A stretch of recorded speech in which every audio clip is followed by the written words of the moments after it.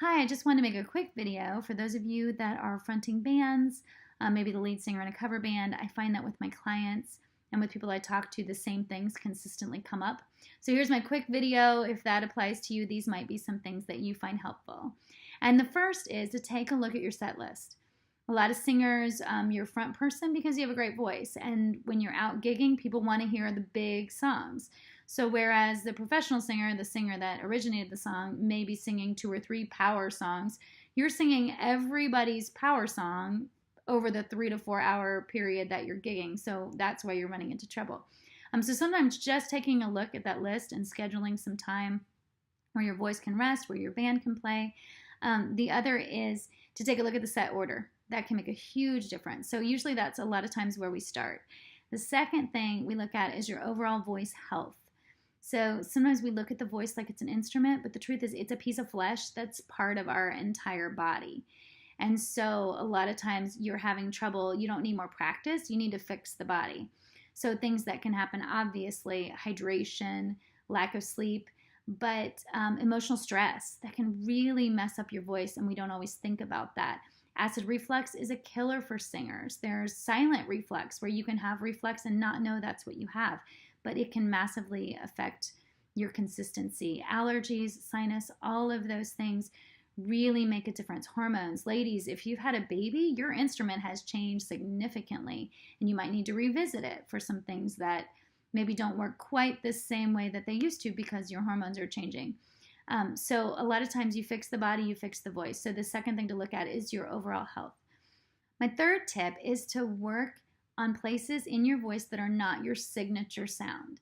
So for example, I have a lot of ladies with these like power voices, and their set list is like right in this little area right here, but they're not using their upper register because it's not in their songs. So a lot of our work is to work on that upper register and get that healthy and strengthen it so it can bring some support and some balance to the voice. It's not fun. A lot of times we want to practice in the parts of our voice that sound the best. It's a little bit of work, but a good coach can really help you with that. And if you can get some consistent training in that way, you can avoid some injury, really create balance. I tell a lot of people it's like the guy in the gym with like the big buff muscles and then those real skinny spaghetti legs. You don't want to be that guy. So really start to work places that you may not use when you're gigging, but they're going to create some balance for your voice. And that's not always something we think of. My fourth tip has to do with chemicals. So alcohol, enhancements, anything we use to kind of relax or maybe feel more connected with the music. There's a ton of stuff about this that I could say, but the one thing I do notice is that for most singers, it dulls your ability to kind of listen to what your body's telling you. So you might be over singing, overdoing, and you don't realize it. Which actually leads me to my next point, which is pay attention to your post-gig voice. Are you hoarse? Are you raspy? Are you in pain? I always tell singers, pain's your body's way of telling you something's wrong. So if you're having issues where you're having pains, something's wrong. It shouldn't just hurt. So pay attention to that. If you're singing up through your range after a gig or down through your range and there's notes that are missing, that can be a sign of injury. That can be a sign of poor technique that needs to be addressed. If something that normally is easy, all of a sudden it's just, you can do it, but it's hard, that's something you want to take a look at. So the post-gig voice can tell you a lot about what's going on during the gig, specifically if you're singing a lot. So you've got 3 to 4 to 5 gigs and some twice in a day. Looking at your voice after the gig can tell you a whole lot about what's going on. And then my last tip is get a coach. The voice, again, it's a piece of the body. You don't just learn it and then it's done. It's going to be continually changing. I run into a lot of singers who got sick and they pushed through their sickness for a week, 2 weeks, a month, 3 months, and they created habits to get them through the gigs. But now those habits are their norm. And if they continue down those paths, and some have, you're looking at surgery or vocal rest because they've created some issues in the voice that maybe you didn't have before you were sick. So checking in with a good coach can really help that. You can't really see yourself, you can't really hear yourself. A good vocal coach will be able to listen and give you exercises that will help. The other is look for a coach that respects your artistry. Some teachers want you to sound just like them, and unless you're going for that, it's probably not the coach for you if you're an artist. However, you do want someone that will challenge you, that say, these aren't the healthiest habits, let's find a way to make this sound that's maybe a little safer, that still gives you the art. My goal with my students is to put the function in the back of their head so it's automatic, so they can really just be an artist. They're not thinking about their breathing. They're not thinking about all those things. Those are just a natural part of how they sing.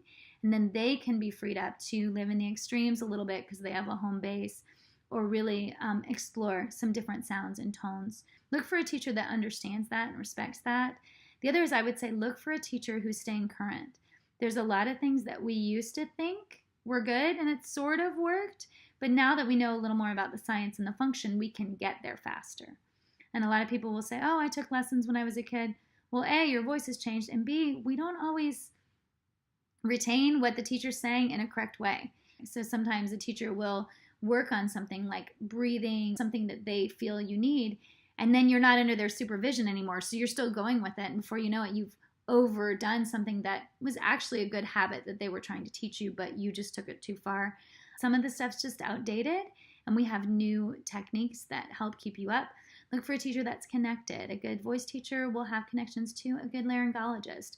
They'll know who to refer you to. If you have something going on with your voice that they can't fix, they'll know who to go to and ask. So look for someone who is constantly working on their own methods, staying up to date. The other thing I would say is look for a teacher that you connect with. It's okay to not connect with someone. They may have a great pedigree. They may know tons about the voice, but their teaching style may not jive with you. And so don't feel like you're stuck with them. You should be getting some results 3 or 4 lessons in. If you're not, maybe that's not the best fit. Maybe what they're saying isn't necessarily helping you, and it's okay to look. There are some students that I don't fit with. They don't do what I ask them to do, and so they're not seeing results, and so they're not a good fit for me. So I would say just look for a teacher that you connect with, that's knowledgeable, that can listen to you and hear what's going on, that can challenge you and keep you from creating some bad habits. But those are my 6 tips that I find that I'm talking about all the time with singers. So if that is you and you're in that situation, I just want to encourage you, find a coach in your area or through Skype that you connect with. Take a look at your set list, take a look at your overall health. All of those things are going to help you in the long run to be healthy singers. I work with a ton of singers that come with injuries, and had they just gone back a little bit when their voices were healthy and fixed a few things, they wouldn't be dealing with those injuries now. So be proactive about your voice. Congratulations if you're gigging a lot. It's a lot of fun, but I think cover bands are almost a little more challenging. Wedding bands, cover bands, it's a little bit more challenging to sing for those than even just being your own original artist. I wish you the best.